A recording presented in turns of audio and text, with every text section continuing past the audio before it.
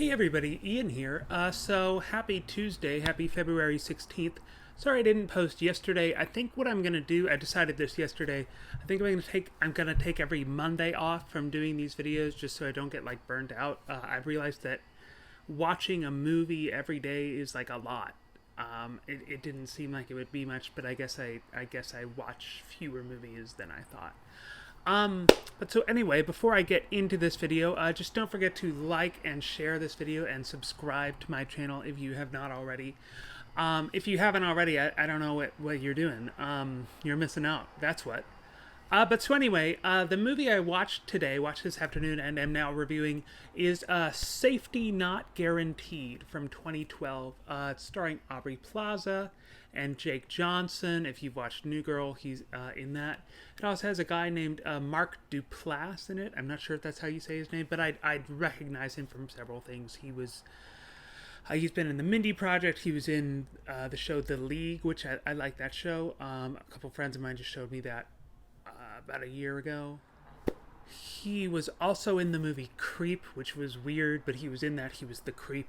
But so anyway, the basic plot of this movie is that there's some magazine reporters who they're doing a story about a guy who he posted like a personal ad in the newspaper saying like time traveler wanted, will pay you when you return, safety not guaranteed. Hence the name of the title. And the guy that guy Mark Duplass, he was the one who posted the ad, and Aubrey Plaza and what's his name, Jake Johnson, and a guy named Karan Soni, who I didn't recognize, but I liked his character. But they're all the reporters and the interns. Those three of them go report on Mark Duplass's just general being. My feeling on it, my overall feeling was that it was, first of all, it was an hour and a half, which I liked. I liked that it was 88 minutes. I Googled like best movies under 90 minutes just because I wasn't in the mood for, like 2 hours and 10 minutes of a movie today. And this movie, Safety Not Guaranteed, was the only rom-com on that list, and it's a sci-fi rom-com. And so the first 2/3 of it, the first hour of it, was fun, and it felt like it was setting up some good stuff. But then the last half hour was just very, like, unsatisfying. Excuse me. Unsatisfying. It was just, I don't know, it was just kind of a letdown, and I very quickly lost interest in the movie during the last 30 minutes. It felt like they set up a bunch of plot lines and stuff that just kind of didn't go anywhere. And so the writing was, I'll get down to, the 5 pillars, of my rating. The writing at its best, it was quick and it was funny and it could be witty, but it usually didn't have like very long stretches of peak performance. There would be glimpses of what could be, but we didn't get to see what that didn't get to be what is very often. It was just what could be. And so yeah, it was just kind of, I don't know, it's an uneven movie. The acting and the directing were solid, particularly Aubrey Plaza. I just like her. I think she's funny. I like the way she says things, and so I like, generally what she does. I'll like it. I thought she did a good job. And the directing was good. It was directed by Colin Trevorrow, who has done a number of big budget movies in recent years, superhero movies, and I think he did like the Star Trek movies and like that might not have been him actually, but I know he's done superhero movies and like Jurassic World movies, and he's a big director now. But yeah, the acting and directing were solid. They were probably the better parts of the movie as compared to the rest of it. Although the music was actually fun. I liked the music. It was interesting. It could get very corny at times, especially during like, musical cues. Like when they would start a song was just like, oh my God, of course they started, this song right now, of course. But it was fun. It was another one of those things that the music might have actually stayed good throughout the whole movie, but again, I just so quickly and like intensely lost interest in the last like half hour, the last third of the movie, the last act of the movie. that I can't even tell you if the music in the end was good. The vibe was, it was chill. It was interesting. My friend said it felt like an indie movie, and I felt like that was a good descriptor. It was it was cool and interesting and chill for the most part, but it really dips its toes in the waters of boredom towards the ending. I was saying to that friend of mine, the one who said it felt like an indie film, I was saying to them at the beginning, it feels like there's something lurking below the surface of this film. And whatever it was, whatever was lurking beneath the surface, did not make an appearance. And the third act really could have used that. My favorite character was that guy, Karan Soni. I guess his character's name was Arnau. He was just funny. He was a supporting role, but he was funny. I liked him. As for my little, I didn't really have much of a least favorite character. If I have to choose between the four main people, it would probably be, I found Jake Johnson and Mark Duplass both very obnoxious all throughout the whole movie. So one of them would be my least favorite.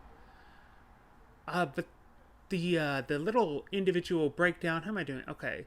On the breakdown for my rating, I gave the writing a 1.2 out of 2, just because, like I was saying, it had glimpses of very quick and funny and sharp writing, but then it would just kind of come back down to its pre-peak levels a lot of the time, and it wouldn't really. It was kind of like it was knocking at this next level, but never able to like fully enter into it. And so that unevenness made me kind of take some marks off. As for the acting, I gave it a 1.4 out of 2. Like I was saying, like I was saying, sorry, none of the actors were bad. The roles and the writing didn't necessarily give many opportunities for a big acting showcase. And had that opportunity been provided, and obviously had they met the moment, that I probably would have bumped it up. But I felt like 1.4 was fair, just because sometimes it could get a little. Sometimes it felt like they could have done like a little bit extra, but there wasn't. It never felt like they were doing like a wrong decision. For the directing, I gave it a 1.5 out of 2. I probably would have given this like a 1.7 maybe out of 2, had the last act of it just not. I really felt like the floor just fell out from under it, and I don't know if other people feel the same way, but I left that movie unsatisfied. I was really glad it was 90 minutes, because I would have been really annoyed if I'd left a 2-hour movie or 2 hours and 10-minute movie feeling like that. The music I gave a 1.5 out of 2, same as the directing, and I feel like similar to the directing, had the floor not fallen out from the bottom third of it, I might have given the music higher marks. And I don't know if the music even got bad at towards the end, but it stopped being. I was noticing the music during the first like 2/3 of it. It was interesting music, and I stopped noticing it. And do with that what you will.